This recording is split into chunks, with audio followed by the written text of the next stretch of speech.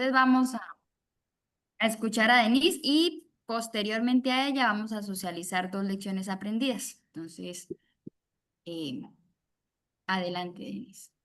Listo, regálame un segundo, porfa.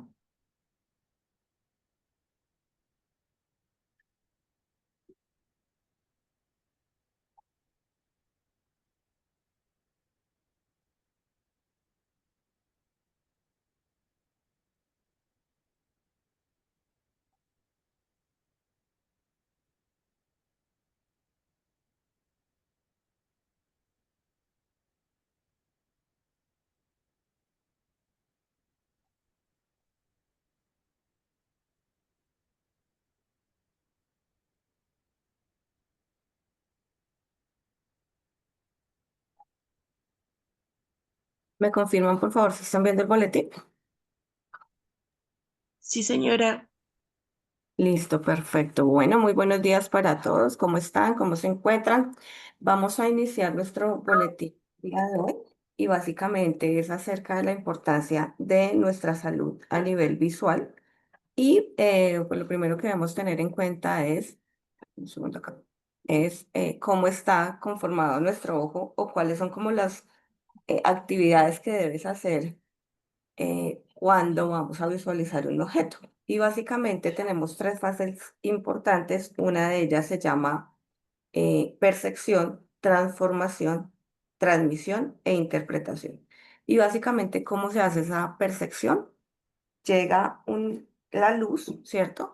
Y ingresa la imagen a través de la pupila. Básicamente, esa pupila tiene una labor importante y es, digamos, depende la cantidad de luz, asimismo vamos a poder visualizar el objeto.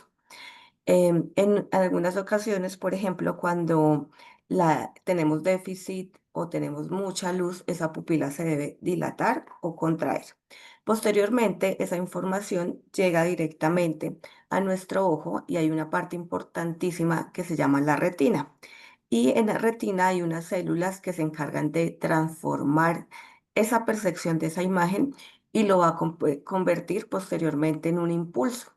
Y ese impulso sale a través del nervio óptico y llega directamente al cerebro para que nosotros podamos hacer la interpretación de la imagen que estamos visualizando. Entonces, como se dan cuenta, tenemos múltiples fases en esa parte de la visión y puede ser que tengamos algunas alteraciones que de repente hagan que no podamos visualizar adecuadamente una imagen. Si se dan cuenta, posteriormente viene una imagen donde dice longitud axial. Y esa longitud es básicamente la distancia que hay entre la pupila y la retina. ¿Por qué? Porque toda la proyección de imagen la hacemos directamente en la retina. Muchas veces cuando tenemos alguna enfermedad, llámese miopía, astigmatismo, lo que nos miden es esa distancia o esa longitud axial que básicamente puede variar. Fíjense que normalmente nos muestran el ojo así redondito, pero nuestro ojo necesariamente no es redondo, sino que más bien tiende a ser como un poco ovalado. Y esa longitud axial es donde debe llegar esa conexión al cerebro, ese impulso de transmisión, para que la retina sea quien lleve o emita esa primera transmisión al cerebro. Entonces, aquí tenemos algunas alteraciones. Por ejemplo, cuando hablamos de miopía, es cuando la persona tiene esa imagen o esa longitud axial, no se transmite directamente en la retina, sino que puede ser delante o después. Entonces, aquí, por ejemplo, lo vemos el ojo normal, ¿cierto? Entonces, la imagen llegó directamente a la pupila y podemos ver bien de cerca y de lejos. En la miopía, entonces, las imágenes se enfocan delante de la retina.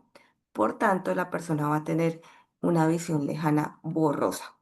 Adicional, podemos tener otras patologías como la hipermetropía, que es cuando la imagen se enfoca por detrás de la retina. Y esto hace que tengamos dificultad para ver de cerca. Entonces, vean ustedes el impacto que tiene esa distancia axial cuando la imagen se forma antes o después de la retina. O incluso hay personas que empiezan a hacer ejes verticales y horizontales, es decir, que tienen, que es lo que llamamos astigmatismo, que es esa dificultad o ese enfoque desigual. Y allí pues vamos a tener inconvenientes en la visión. Muchas veces cuando acudimos al médico nos dice, debemos esperar un poco para operar. ¿Por qué? Porque esa longitud axial resulta que nuestro ojo anatómicamente a los 5 años ya está formado. Por eso muchas veces nos dicen que no debemos darle celulares a menores de 5 años, porque el ojo hasta ahorita está como la parte anatómica como desarrollándose, pero a los 5 llega a su maduración completa. Pero hay un detalle y es que esa distancia o esa longitud axial sí va variando y puede variar incluso hasta los 35 años. Por eso muchas veces nos dicen, no la voy a operar de la hipermetropía, no lo voy a operar del astigmatismo, utilicemos lentes, utilicemos algunas otras dinámicas, mientras esa longitud, ese espacio axial ya se puede operar, porque si no tocaría casi que todos los años estar operando a una persona que sufra de esta enfermedad. Bueno, eso en frente a patologías de enfoque o lo que nosotros llamamos patologías de refracción. Pero resulta que en este momento tenemos otra enfermedad que está siendo muy común y que se llama ojo seco. Y aquí es importante resaltar la importancia que tiene una lágrima. Nosotros muchas veces pensamos que las lágrimas se forman únicamente cuando lloramos y esto realmente es falso. Las lágrimas todo el tiempo tienen que funcionar. Es más, cada vez que nosotros parpadeamos, lo que estamos haciendo es humectando nuestros ojos. En promedio, parpadeamos 35 veces en un minuto, 35 veces. Pero cuando estamos frente a una videoterminal, llámese computador, llámese celular, llámese televisor, ese parpadeo tiene un impacto y es que se reduce a la mitad. Entonces ya no son 35 o 40 veces, sino pueden ser 20 veces en un minuto. Por eso es que tantas personas están sufriendo en este momento de ojo seco, precisamente porque no estamos parpadeando lo suficiente o al ojo se le olvida que debe parpadear porque está concentrado mirando una videoterminal. Casi que en este momento el 70% de la población sufre de ojo seco y es una enfermedad que tiene múltiples causas. Por ejemplo, una de ellas es el ambiente o el sitio de trabajo cuando es muy seco, por ejemplo, cuando tenemos presencia de mucho viento o inclusive el aire acondicionado, por ejemplo, cuando estamos manejando, que prendemos el aire o cuando vamos en moto, que tenemos el visor hacia arriba y todo ese viento hace que nos llegue directamente a esa película lagrimal. Adicional, ahorita por el cambio de clima, muchas personas están activando o comprando el aire acondicionado. Y resulta que ese aire acondicionado lo ponemos frente precisamente a nuestro ojo y también esto hace que se nos vaya secando. Adicional, la exposición al sol, recordar que las radiaciones UVA y UVB atraviesan las nubes y esto también puede generar que se me empiece a secar el ojo por esa exposición al sol. Si yo fumo, si soy fumador, ya veíamos en la sesión anterior que hablamos un poco del cigarrillo, que cuando fumamos un solo cigarrillo tiene aproximadamente 8.000 químicos y de ellos pues también tenemos algunos que causan sequedad ocular, es decir, ojo seco. Incluso medicamentos. Muchas personas dirán, pero ¿qué tiene que ver los medicamentos? Muchísimo que ver. Hay algunos medicamentos que cuando se toman frecuentemente generan también que el ojo se seque. Por ejemplo, medicamentos para el resfriado o para las alergias. Por ejemplo, las personas que sufren frecuentemente de enfermedades como rinitis alérgica o se congestionan son más propensas para sufrir de ojo seco.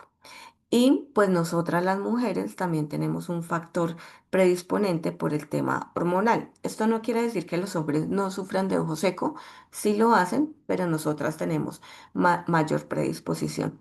Si hemos tenido una quemadura química, si hemos tenido una cirugía, por ejemplo, de cataratas o una cirugía previa al ojo, esto hace que tengamos ese factor de riesgo de sufrir de ojo seco. Y ojo, ojo con este dato porque hay muchas enfermedades autoinmunes que también pueden generar una afectación en la película lagrimal.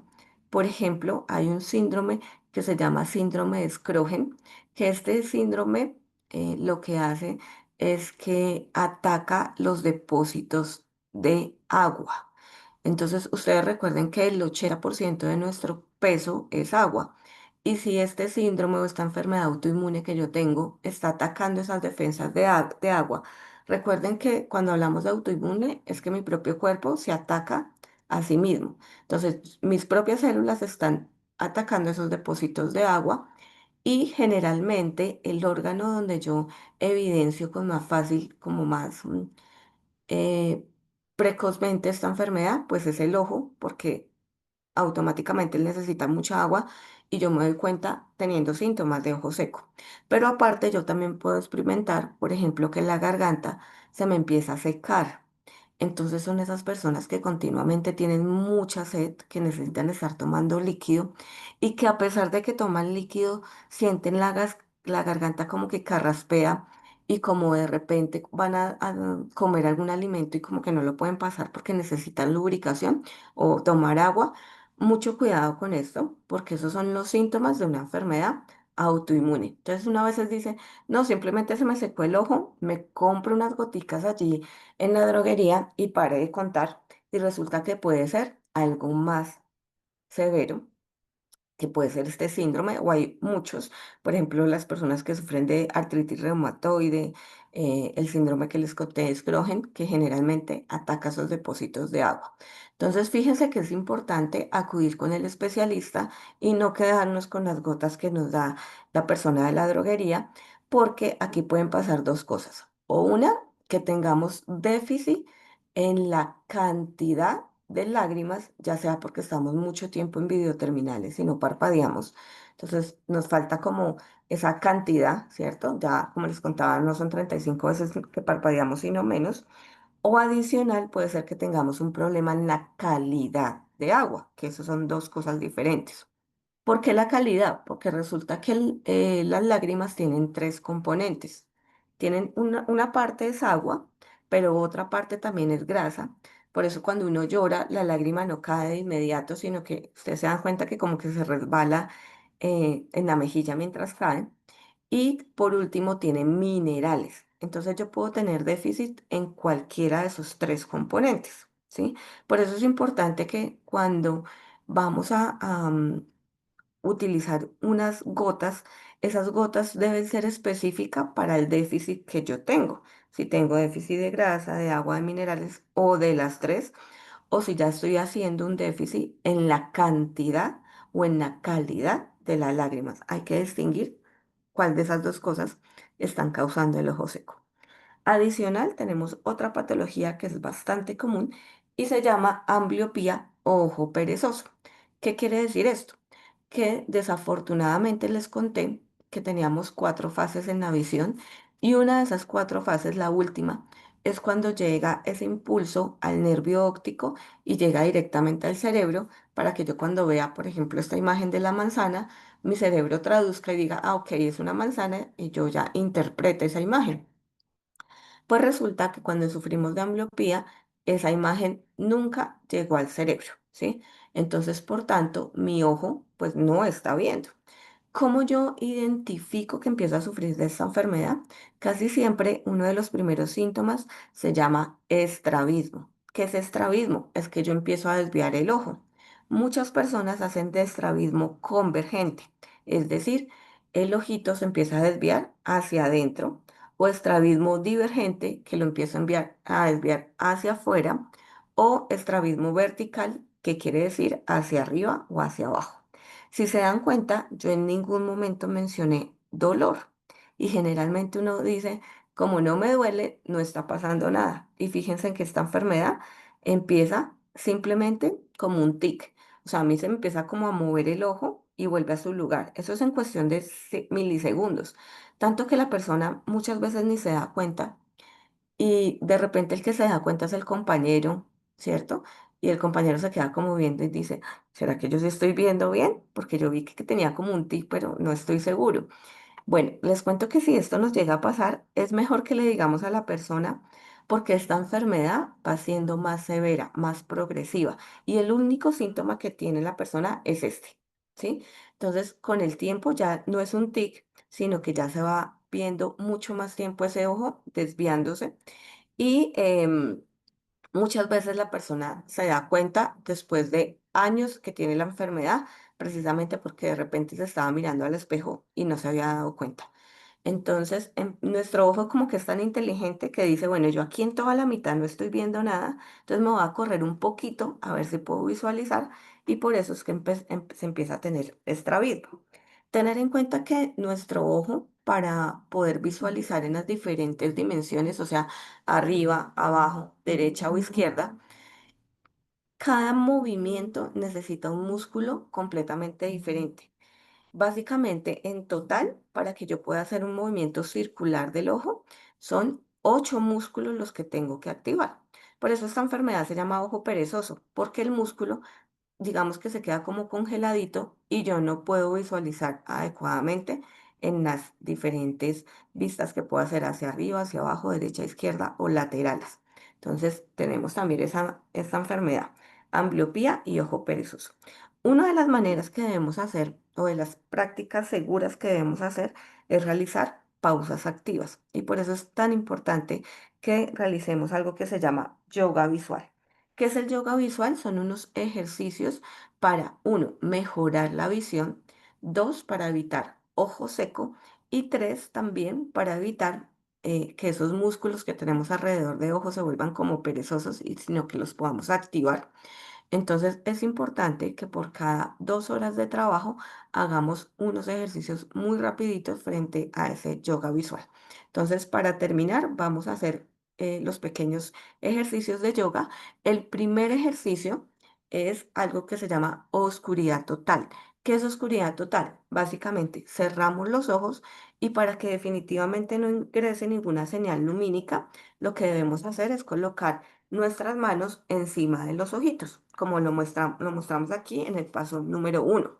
Entonces, vamos a hacerlos aquí rápidamente. Por favor, cerramos los ojos, nos acomodamos bien, espalda recta, bien sentaditos. Y primer paso, entonces, ojo cerrado y encima vamos a colocar nuestras manos, oscuridad total. 1, 2, 3, 4, 5. Abrimos los ojos y únicamente vamos a mover los ojos. No vamos a mover la cabeza. Vamos a mirar de izquierda a derecha y de derecha a izquierda. Derecha, izquierda, izquierda, derecha. Nuevamente, derecha, izquierda, izquierda, derecha. Una vez más, derecha, izquierda, izquierda, derecha. Nuevamente vamos a hacer oscuridad total. Cerramos los ojos, colocamos las manos encima y descansamos la vista. 1, 2, 3, 4 y 5. Ahora vamos a mirar de esquina a esquina. Esquina superior arriba, esquina lateral abajo. Esquina superior arriba y abajo. Nuevamente arriba, abajo, 3, arriba, abajo, 4, arriba, abajo, 5. Oscuridad total. Cerramos los ojitos, colocamos las palmas de las manos encima del ojo y vamos a descansar un poquito la visión. Vamos a hacer rotaciones, es decir, miramos arriba. Recuerden únicamente los ojos, no vamos a mover la cabeza. Miramos arriba, derecha, abajo, izquierda. Nuevamente, arriba, derecha, abajo, izquierda. Una vez más, arriba, derecha, abajo, izquierda. Cerramos los ojos, descansamos y vamos a mirar arriba y abajo. Arriba, abajo. Arriba, abajo.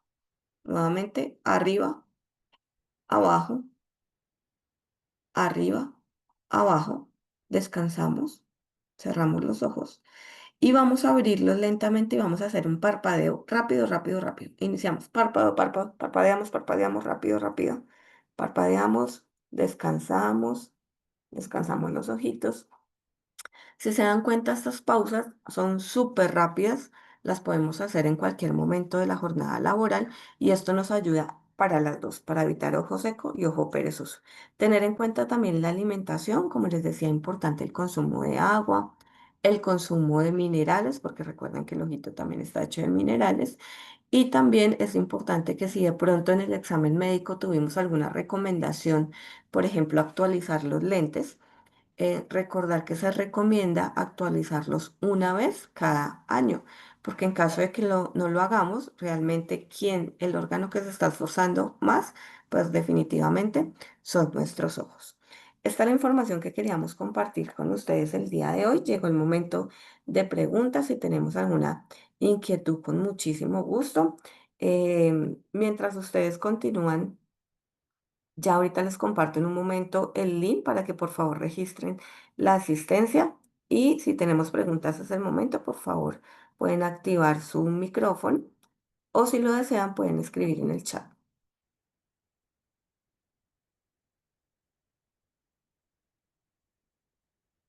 Vamos a mirar aquí el chat, de repente si tenemos alguna persona que registró alguna pregunta, ¿no? Bueno, creo que no tenemos preguntas. Listo, Denise, muchas gracias por tu presentación. Vamos a dar paso a la divulgación de las lecciones aprendidas. Listo. En un segundo les comparto en el chat el registro de asistencia para que por favor lo vayan llenando. Muchas gracias, bendiciones para todos, feliz día. Bueno, que estés bien, muchas gracias.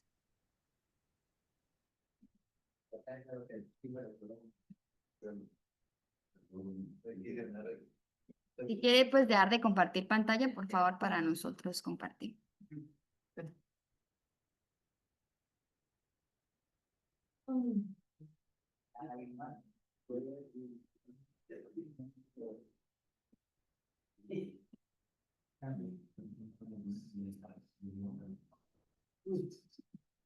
Y me confirman si ya están viendo la presentación, la boletín o la lección aprendida. Sí, señora. Gracias. Bueno, entonces los voy a dejar con Clementina. Ella es supervisora HCQ de la zona Casanare, quien nos va a socializar las lecciones aprendidas. Muy buenos días para todos. ¿Me escuchan? Sí, señora. Gracias. Sí, señor. Bueno, gracias. Bueno, el día de hoy queremos compartir entonces lecciones aprendidas que pues dentro de nuestro ámbito laboral nos está sucediendo y que por temas de pronto de quizás de premura, de estar concentrados en nuestra actividad, no visualizamos pues los riesgos a los cuales podemos estar expuestos. En este caso, la lección por aprender es el corte de cable de alimentación de equipos de CCTV. En este caso es pues las instalaciones de un sistema de paneles.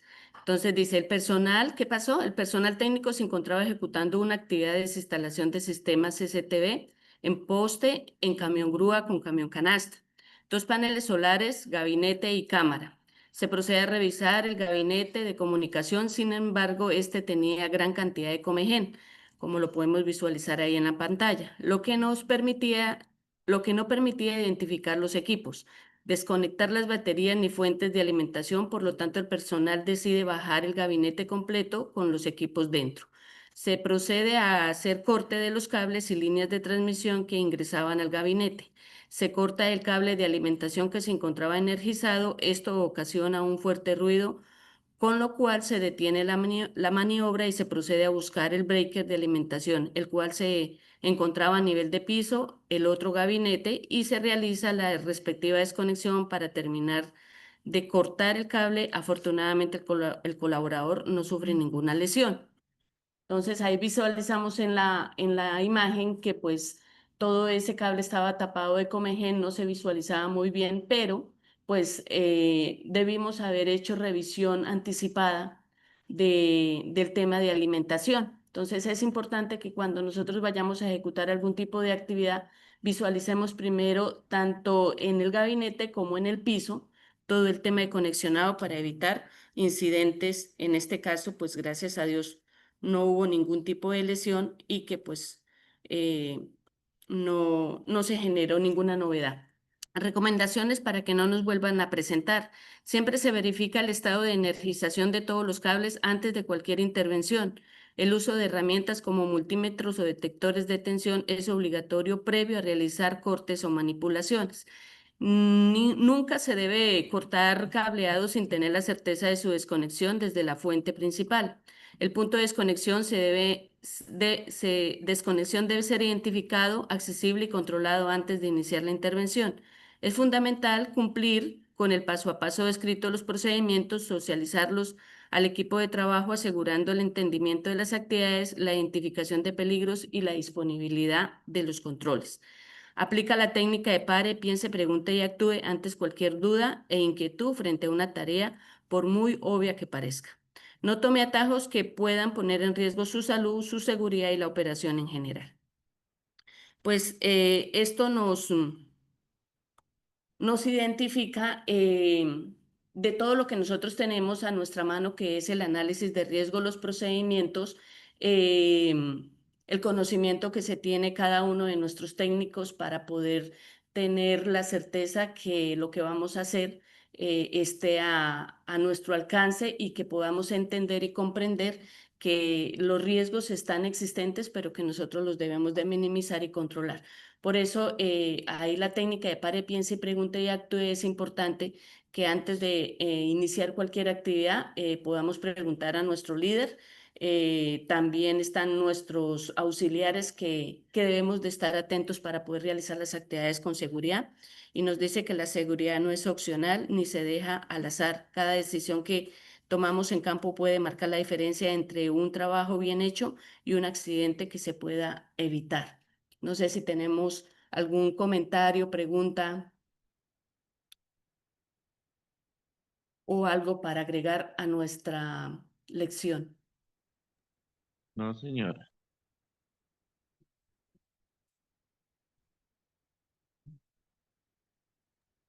Ok, bueno, si no tenemos algo para agregar, entonces espero que nos queden nuestras recomendaciones en el bolsillo bueno, que podamos compartir con nuestros equipos de trabajo esas lecciones aprendidas para que no nos vuelvan a suceder eventos que pongamos en riesgo a nosotros y a nuestros compañeros de trabajo. Continuamos con nuestra segunda lección. Hacemos silencio, por favor. Lección por aprender, en este caso, el retiro de avispas de manera insegura. Entonces, ¿qué pasó? Esto fue el 24 de junio del 2025 y dice, durante las actividades de desinstalación del sistema CCTV con camión canasta, se identificó un nido de avispas en la parte baja de uno de los paneles a retirar. Se toma la decisión de realizar el retiro de estas subiendo en la canasta y atrapándolas en una bolsa sin tener los elementos de protección personal, en este caso el traje apícola. No se presentó lesión o picadura a ningún trabajador, pero existió el potencial de que se pudiese materializar. Entonces, en este caso, pues la importancia, igual, repito, de que nosotros pues tengamos, antes de cualquier ejercicio, tengamos la seguridad de primero de nuestro riesgo, que es en este caso riesgo biológico, y que todos tenemos en cuenta de que no todas las personas tienen el sistema inmune para cualquier picadura de insecto. En este caso, algunas personas pueden ser más sensibles a algún tipo de picadura, se nos puede generar alguna novedad o una emergencia fatal en este caso. Las recomendaciones para que no nos vuelva a presentar: suspender la tarea de reportar a la autoridad de área la presencia de avispas, abejas o cualquier otro tipo de animal que se nos pueda presentar en la fuente de peligro para el desarrollo seguro de la actividad. En caso de presencia de animales como avispas, abejas, serpientes, retirarse del área y no intentar manipularlos. Únicamente se permite el retiro de las avispas por personal capacitado con su respectivo y elemento de protección personal, en este caso el traje apícola, y la autorización de la área, la autorización de la área. El exceso de confianza en un factor de riesgo crítico que se pueda llevar o omitir controles, minimizar peligros y tomar decisiones inseguras, no realice prácticas donde el exceso de confianza sea una característica principal. La experiencia no reemplaza los procedimientos Incluso trabajadores con años de trayectoria pueden cometer errores si omiten pasos de seguridad. Durante la ejecución del trabajo en altura, la exposición a tipos de riesgos, como en este caso lo que son avispas y abejas, se convierte en un factor crítico con un alto potencial de accidente, ya que la respuesta de una persona ante un constante ataque de avispas o abejas puede llegarse a lanzar desde la altura, así que no se exponga innecesariamente. Tenga en cuenta los controles que se establecen en análisis de riesgo de trabajo seguro, y la confianza sin control es el camino más corto al accidente. La seguridad comienza con la humildad para revisar cada paso todos los días. Entonces, como les comentaba, compañeros, la importancia de nosotros no excedernos en confianza, del afán no nos queda a veces sino el cansancio. El tratar de rendir en nuestro cronograma de actividades no nos da el paso también para colocarnos en riesgo nuestra salud. Quizás un ataque de avispas o de abejas, independientemente de la clase que sea, esto nos coloca en riesgo a todos, y lo más crítico es que se estaba haciendo un trabajo en una canasta donde un ataque de esas avispas nos hubiese podido generar un accidente fatal. De lo que nos indica ahí dentro de nuestra lección es que la persona se pudiese lanzar desde algún tipo de altura y puede generarse incapacidades a largo o corto plazo o la muerte. Entonces, es importante tener en cuenta estos factores. Quizás para los que nosotros estamos en campo, ahorita pues por los temas de cambio climático se generan muchos nidos de avispas, abejas, o también el tema de los agentes ofídicos, las serpientes que están pues en todo lugar. Entonces es importante tener en cuenta todos estos factores. No sé si tenemos algo que agregar a la lección.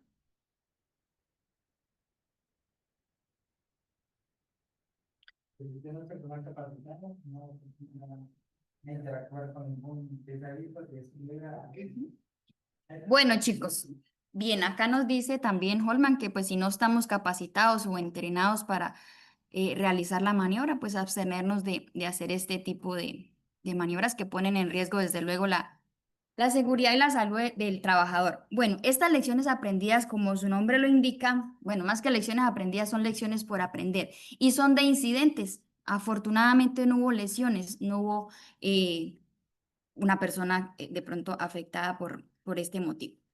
Quiero aquí hacerles una reflexión y de pronto las personitas que están conectadas, que me regalen 2 minutos de su atención, y es em, este tipo de incidentes que nos están presentando en la operación, que a veces los dejamos pasar. Afortunadamente estos los identificamos y es esta la tarea que vamos a hacer. Venga, revisémoslos, venga, investiguémoslos, venga, socialicémoslos, porque le pasó a un grupo de 3, 4 personas. Y si nosotros no socializamos eso, posiblemente otro grupo a nivel nacional puede llegar a ocurrirle la misma situación. Entonces, reporten los incidentes, ¿sí? Reporten los incidentes donde no hay lesiones, que son supremamente importantes a la hora de la prevención de accidentes. Que yo soy el auxiliar, pero pues no voy a reportarlo porque obviamente mi técnico pues de pronto se pone bravo conmigo. No, no se trata de que se pongan bravos o de que, sino de trabajar en la prevención. Que si yo soy el técnico de la actividad, pero pues, ¿cómo voy a reportar ahí a mi compañero que pues es mi auxiliar, pero pues sí, yo sé que cometí un error, pero pues ya lo hablamos. No se trata de hablarlo allá ustedes y quedarse con eso, sino venga, socialícenlo, venga, repórtenlo. Como lo veíamos en el tema de las avispas, que nos identificamos esa maniobra que se realizó, pero si no lo hubiésemos identificado, se había quedado en eso, en un cuento para echar risa, de pronto en un compartir, para reírnos, para decir que lo hicimos de esa manera y que se cumplió. Pero venga, es un tema crítico, ¿sí? Es un tema que no debe estar pasando esto en la operación, que no debe estar pasando esto en nuestra empresa, que tiene unas normas certificadas, que tiene una formación en seguridad y salud en el trabajo, que estamos constantemente capacitándonos, que tuvimos un accidente grave. Aquí yo les quiero presentar la pirámide de los accidentes em, que es una repetición de la repetidera en muchas de las charlas que yo les comparto, y es para que nosotros lleguemos a un accidente grave, todas las demás partes de la pirámide se tuvieron que haber llenado, ¿sí? Nunca va a saltar uno de muchas condiciones inseguras a accidentes graves. La teoría que precisamente nos da esta pirámide es que hasta que no se llene uno de los recuadros, no paso al siguiente, ¿sí? Entonces nosotros ya tenemos una cantidad de condiciones y actos inseguros que estamos cometiendo, pero también tenemos muchísimos incidentes sin daños, como estos que se presentaron, que afortunadamente, como les decía, no hubo lesión, no hubo daño a la persona, no hubo incapacidad, no hubo reporte de accidentes, no le informamos al cliente porque no hubo lesión, pero mire toda la cantidad de incidentes que hemos tenido. Pero también hemos tenido accidentes leves y ustedes más que nadie lo saben porque los hemos socializado. En el año 2024 y 2025 hemos tenido muchos accidentes leves, con algunas lesiones, con 2 días de incapacidad, cosas digamos que no graves. Pero también tuvimos 2 accidentes graves. ¿Sí? ¿Por qué? Porque los accidentes leves se llenaron, porque tuvimos varios el año pasado y hemos tenido varios este año. Entonces ya tenemos 2 graves. Entonces lo que no quiero es que los graves se nos llenen y lleguemos a un fatal. Y que se nos sigan llenando todas estas condiciones y actos inseguros, todos estos incidentes sin daños. Clementina lo decía ahorita. Venga, es que muchas veces no, lo hacemos cosas buenas, pero que al final no son tan buenas, ¿sí? Entonces, venga, necesitamos finalizar el PDT porque nos comprometimos con un cliente a terminarle una actividad. Sí, tenemos que hacerlo, tenemos que cumplir, pero jamás por encima de la seguridad de las personas. Si yo llego al sitio, encuentro las avispas, es una desinstalación que tenemos que hacerle a uno de los clientes.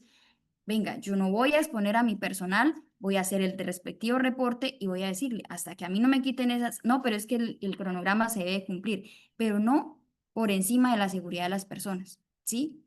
Lo mismo, tenemos unos procedimientos establecidos con la lección aprendida del corte del cable de alimentación. Y en el procedimiento dice, lo primero que usted tiene que llegar a cuando va a hacer las instalaciones a identificar el sistema de alimentación de los equipos. Y en el procedimiento lo dice, desconecte, vaya con su pinza y verifique que efectivamente lo que usted desconectó es eso. Pero lo estamos omitiendo. ¿Por qué también lo estamos omitiendo? Y yo acá también veo una causa grande y es ya conocemos la actividad, ya habíamos desinstalado en otros sitios, tenemos que correr, tenemos que cumplir con un cronograma, tenemos que cumplir con un PDT. Siento que también el hecho de que estemos ejecutando la actividad en el camión canasta, porque pues digamos que para nosotros acá en la zona Casanare, quizá en las otras zonas no, para nosotros en la zona Casanare pues estas actividades no son rutinarias, el uso de camión canasta no. También nos permite como esa facilidad de hacer las cosas más rápido, que si tuviera que colocar la escalera, que amarrarla, que si nos toca soltar el panel, pues nos tocó correr la escalera de un lado para otro, que eso nos genera más demoras, ¿sí? Pero como estamos en el camión canasta, queremos hacer las cosas mucho más rápido, ¿sí? Entonces, eso también como que nos quita el foco de la seguridad y lo que queremos es terminar rápido, ¿sí? Terminar rápido. Acá en Casanare nos ha llovido mucho con este proyecto. Entonces, cualquier momentico de sol, tenemos que aprovecharlo para avanzar, para terminar. Pero no podemos seguir cometiendo este tipo de actos inseguros, de exponernos innecesariamente a situaciones que pueden llegar a representar un peligro inminente y una lesión grave para los trabajadores. Entonces, muchachos, la invitación es aprendamos de esto, aprendamos de estas 2 lecciones porque les digo, no son lecciones aprendidas, sino son cosas que tenemos por aprender, ¿sí? Que ustedes se conviertan en eso, lo hablábamos cuando estábamos haciendo la investigación, en cazadores de peligros. Venga, si usted como auxiliar está en campo y le dicen, vamos a hacer la maniobra de esta manera, usted tiene toda la autoridad de parar la actividad y decir, yo no lo voy a hacer. Ah, pero es que el auxiliar, hermano, si no lo va a hacer, vaya, retírese por allá en la esquinita y nosotros vamos a trabajar porque sí necesitamos avanzar. Todos ustedes tienen esa autoridad, parar la actividad si la creen insegura. Y si de pronto las personas en campo no hacen caso de que usted tenga la actividad, de inmediatamente llaman a su jefe inmediato, llaman a su supervisor HSE, detienen la maniobra, detienen la actividad, ¿sí? Porque es ese cuidado que debemos tener tanto de nuestra salud, de nuestra integridad, como la de nuestros compañeros, ¿sí? Entonces, por favor, este tipo de situaciones aprendamos de ellas, que no nos vuelvan a pasar.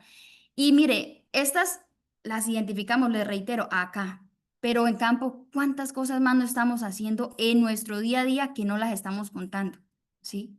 La invitación es, venga, repórtenla. Venga, sentémonos a revisarla, a investigarla, por qué estamos haciendo este tipo de situaciones, ¿sí? La invitación también a mis colegas HC es eso, cuando hagan sus acompañamientos y ustedes lleguen a identificar una situación que pudo presentar que pudo haberse convertido en un accidente, alcen la mano y díganlo, venga, vamos a documentar un incidente, vamos a documentar la investigación de un incidente. Si nosotros atacamos este eslabón de la pirámide, que son los incidentes sin daños, pues vamos a tener una reducción en esos accidentes leves y por qué no una reducción en accidentes graves, que es a lo que le apuntamos desde la seguridad y salud en el trabajo, desde el cargo que nosotros desempeñamos. No nos quedemos de pronto callados porque venga, hoy salí con un equipo, pero pues para qué, o sea, los chicos trabajaron súper bien, eh, cumplieron todo, pero cometieron pues una pequeña falla, pues me da como embarrada. Nosotros llamamos aquí reportarlos o echarlos al agua, pues me da como pena. No, o sea que nuestro rol de supervisores HSE y de profesionales en seguridad y salud en el trabajo sea ese, venga, paremos, llamemos a la atención en estos incidentes. Hicimos una parada de seguridad con el equipo y dijimos, venga, o sea, y una parada de seguridad es eso, parar, revisemos qué estamos haciendo, venga, no corramos. Si tenemos que hablar con el cliente y decirle, el PDT hay que ampliarlo porque nos han ocurrido estas y estas situaciones, se pueden hablar. Y la invitación también, no tomen decisiones en campo ustedes que no les corresponden. No, pero ¿cómo así, Luz? Sí, nosotros tenemos una línea de mando de tipo organigrama y encima de un técnico está el coordinador de operaciones, ¿sí? Entonces, venga, si el coordinador no contesta, venga, tenemos otra línea. Y la ingeniera Karina aquí les ha dicho, a mí me pueden llamar, a mí me pueden escribir cuando su coordinador no les conteste, cuando su coordinador no les dé respuestas. ¿Sí? Ustedes, porque, sí, acá nos dice Wilmar que porque pueden decir que porque se está saltando la línea de mando, pero sencillamente es porque hay un coordinador que no contesta, ¿sí? Y que yo no tengo que tomar decisiones que le corresponde tomar a un coordinador. Por ejemplo, si yo identifiqué las avispas como grupo de trabajo, como técnico, como auxiliar, yo no puedo tomar la decisión de decir, bueno, listo, sigamos muchachos, o nos toca seguir porque igual el PDT, no, señor coordinador, encontramos unas avispas, eso representa pues un riesgo para realizar la desinstalación, no se puede realizar. Listo, ahí paró. ¿Qué tiene que hacer el coordinador? Socializarlo a su cliente, socializarlo directamente y decir, esta condición se presentó, los chicos no pudieron hacer la desinstalación hasta que usted no retire las avispas, ¿sí? En sitios propios, que efectivamente hay sitios que son propios de telemática y que nosotros tenemos la facilidad de hacer el retiro de estos animales con, lo decía Holman, con su respectiva formación, con su respectivo elemento de protección personal. ¿Sí? No es porque sean sitios nuestros, entonces podemos omitir todo este tipo de controles. No, ahí están los controles, están los procedimientos y debemos aplicarlos, debemos cumplirlos. Entonces, revisen que cada uno, desde su diferente cargo, cómo estamos ejecutando las actividades, si las estamos ejecutando de manera segura, si nos gustaría que de pronto hoy una situación que nos ocurrió a nuestra cuadrilla no le vaya a ocurrir a otra persona y arriesguense a reportar ese incidente, ¿sí? Arriesguense a que podamos aquí socializarlo y decir, venga, esto no puede seguir pasando, esto no nos puede ocurrir en la operación y esto directamente las dos actividades que socializamos acá tuvieron potencial de accidentes. O sea, estuvimos a nada de que se hubiese materializado un accidente, de que tuviéramos hoy un trabajador lesionado, de que hoy tuviéramos un trabajador con una incapacidad o una familia de un trabajador, que también a mí me marcó mucho con el accidente de don Silvio, una familia de un trabajador diciéndonos, ¿qué pasó? ¿Qué pasó, señores HCE? ¿Qué estuvo mal? ¿Por qué no aseguraron la actividad donde estaba mi esposo, donde estaba mi papá ejecutándola? ¿Sí? Entonces, venga, hagamos un alto, revisemos cómo estamos haciendo las cosas y empecemos a mejorar y a cambiar este tipo de comportamientos que no son seguros, que nos llevan a accidentes y que debemos empezar a omitirlos. Y les reitero, con mayor razón, una empresa como nosotros que le hemos vendido una confianza al cliente diciéndole, estoy certificado en ISO 45001, que es la norma de seguridad y salud en el trabajo. Tenemos un RUC en este momento que está en 90%, que el RUC también es una auditoría que nos hace el Consejo Colombiano de Seguridad y que el cliente dice, ok, confío, porque no es cualquier empresa, porque no es una empresa de garaje, porque no es una empresa que apenas acabó de fundarse, que no conoce las normas, que hace las cosas por hacerlas, que no, es una empresa seria. Pero es una empresa seria que estamos haciendo cosas que haría una empresa que está empezando, que haría una empresa que no tiene estándares, que haría una empresa que se considera insegura, ¿sí? Entonces, esa es mi invitación, chicos. No sé si alguien tiene algún comentario, alguna observación adicional que hacer al respecto. Sí, yo tengo una. Bueno, Debemos de capacitar mejor al personal, o sea, darle capacitaciones en manejo de lo que es tema de avispas, tema de fibras, porque eso es muy normal en campo. ujú, Si usted mira, aquí un poco tenemos capacitaciones en temas de avispas, pero en pruebas yo no sé quién tenga capacitación. Lo mismo tener lo mismo de tener los elementos necesarios para poderlas manipular. Ahora, las capacitaciones, sí.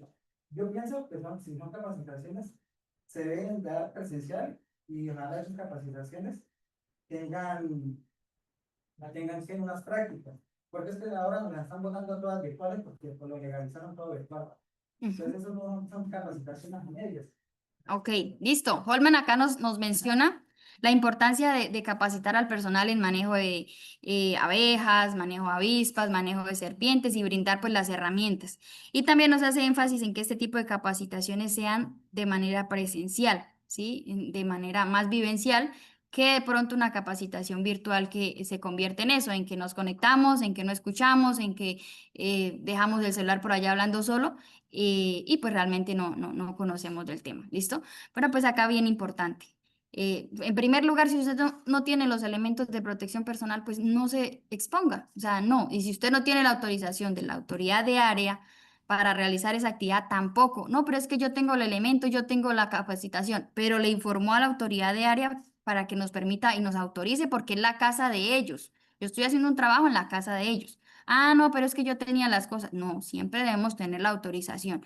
Y en el manejo de serpientes, pues es un tema bien particular porque digamos que es un riesgo crítico. En alguna oportunidad también revisamos ese tema. Venga, compremos la pinza para agarrar las serpientes, ¿sí?